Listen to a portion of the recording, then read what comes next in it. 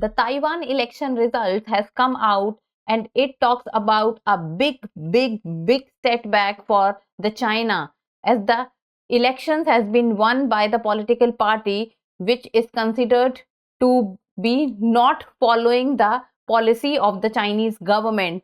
This is what we will be looking today. Hello and welcome to the In Focus series section of Drishti IAS. I'm Aisha Singh, and in today's video we will be discussing about that a big setback for China in Taiwan election. So the elections have recently been concluded in Taiwan, and it has been said that the results which has recently been announced, it talks about that it is a big setback for China. So before starting, do like, share and subscribe to the channel. So let's begin. We will be looking at the news and what are the election results, what are the point of contention between China and Taiwan, strategic significance of Taiwan, and in the end means practice question. Topic is of relevance from General Studies paper 2, that is international relations. So let's begin. How China wants to sway Taiwan election. So as there has always been a conflict, and the conflict is also going on between China and Taiwan, as in one simple line, China considers Taiwan to be its own territory, while on the other hand Taiwan says that they are independent and a sovereign state. So recently what has happened is that Taiwan's ruling Democratic Progressive Party has pulled off a historic third consecutive presidential victory. So the Democratic Progressive Party has won the elections, and the voters have shrugged off warnings by China that their re-election would increase the risk of conflict. So it was said that before the elections could take place and people went out to vote, there was some kind of warnings which was coming from the China side that the party which China was supporting should be winning the elections, but that has not happened. It is the Democratic Progressive Party that has pulled off the victory. And Lai Ching-te, Taiwan's current vice president, has declared the victory, and according to the Lai Ching-te, Taiwan's ruling Democratic Progressive Party, they have received over 40% of the total votes. So over 40% of the total votes has been given to the DPP, who has won the elections, and then the opposition Kuomintang party has received around 33.49%, and it was the Kuomintang party which China was supporting, and China was in favor of the Kuomintang party coming to the power very openly, as it was being said that China and Kuomintang party had the same kind of inclination towards each other, but people have shrugged off the warnings which was issued by China to vote for the Kuomintang party, and they have voted for the Democratic Progressive Party, and this also shows that democracy is gaining and has won the elections. And then the third party, that is the Taiwan People's Party, has received around 26.45% of vote, and in total the voter turnout could be around, the voter turnout was around 71%. So this was about the election and its result in Taiwan. Now first of all, let us look at the map of Taiwan, the geography of Taiwan. So if we talk about Taiwan, then Taiwan is situated, or you can say Taiwan is an island which is situated at the confluence of East China Sea to its north, South China Sea to its south, and Pacific Ocean to its east, while on the western side it has China. So there is East China Sea, South China Sea and Pacific Ocean.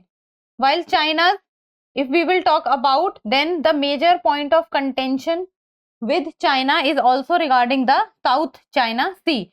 And with the South China Sea, there are other countries also which are not on good terms with China with regard to the South China Sea, as China talks about the 9-dash line, and the area which China talks about, that whatever area comes under the 9-dash line belongs to China. So with it, under the 9-dash line, there are many countries which comes under it, and many of the territory of the other countries also.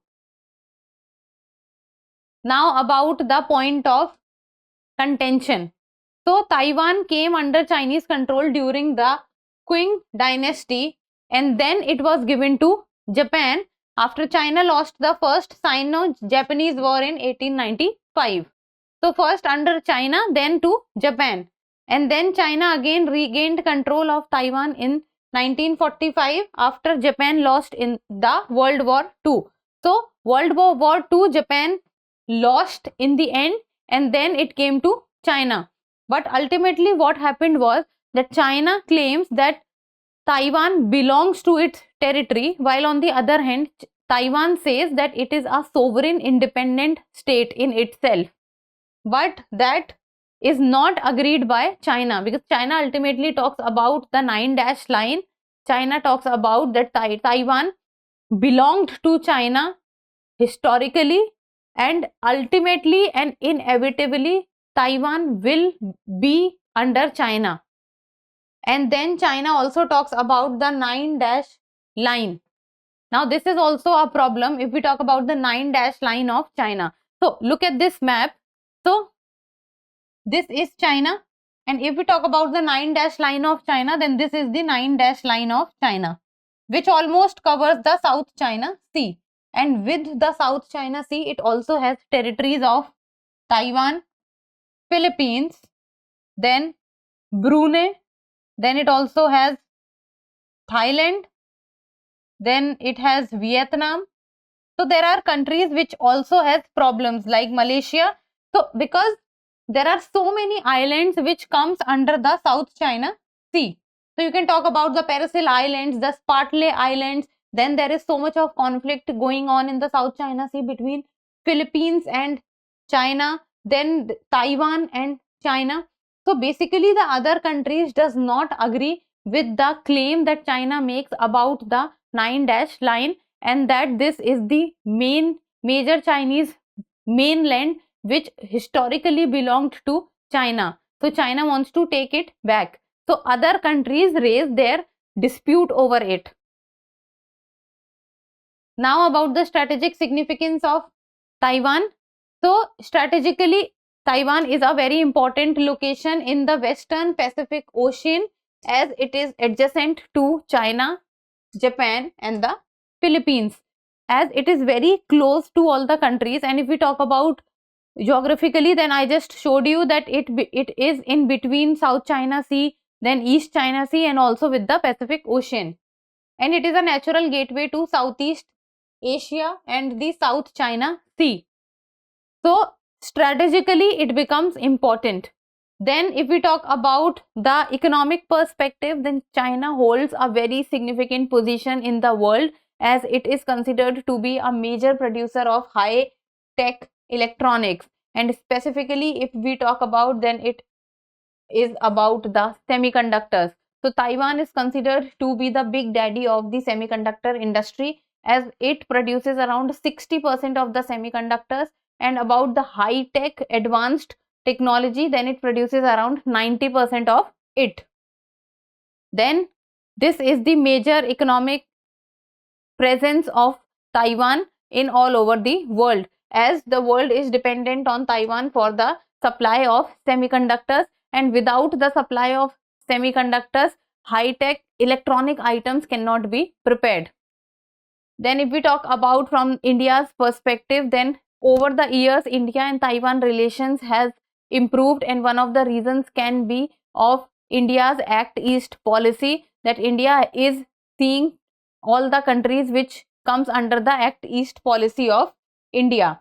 Then even though India follows the One China policy, but it has not talked about specifically China's control over the Taiwan.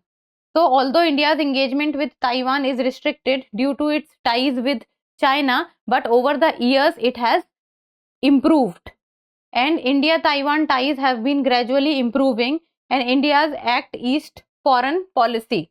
So a lot of credit has been given to India's Act East foreign policy.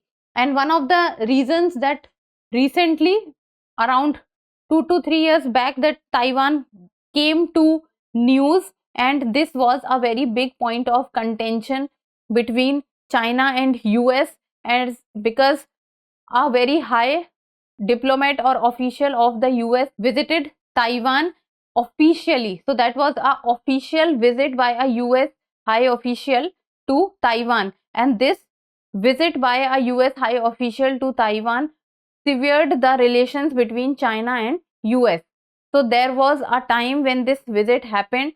So the geopolitical scenario became very unstable between the two countries. Now, in the end, a mains practice question, and you people need to do your answer writing practice. It is a PYQ. I'm giving you this question so that you may understand that how the questions are being asked. So that is, China is using its economic relations and positive trade surplus as tools to develop political potential military power status in Asia. In the light of this statement, discuss its impact on India as her neighbor. So you see how India is involved in it. So let me just read out once more. China is using its economic relations and positive trade surplus. Now this is China's biggest strength, its trade surplus, as tools to develop potential military power status in Asia. Military power status in Asia. In the light of this statement, you have to talk about the impact on India as her neighbor. So it talking about China, how China's action will impact India. So you have to talk about, in this question, you have to talk about China and what new aspects China is seeing in Asia with regard to other countries, and what all they are doing to develop potential military power status in Asia. So you have to talk about different countries also.